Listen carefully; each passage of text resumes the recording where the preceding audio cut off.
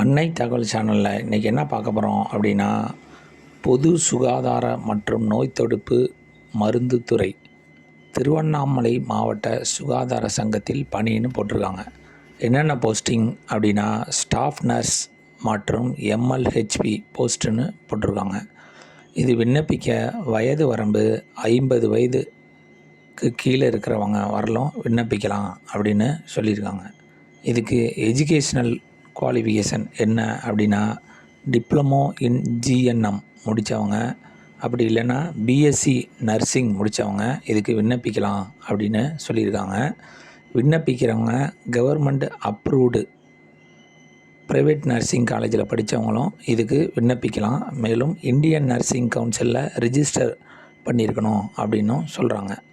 இதுக்கு சேலரி எவ்வளோ அப்படின்னா 18,000ன்னு சொல்லியிருக்காங்க. விண்ணப்பம் செய்ய கடைசி நாள் 6/3/2023 மாலை 5 மணி அப்படின்னு சொல்லியிருக்காங்க. டிஸ்கிரிப்ஷனில் லிங்க்கு கொடுத்துருக்கேன். அந்த லிங்க்லேயே அப்ளிகேஷன் ஃபார்மும் இருக்கும்.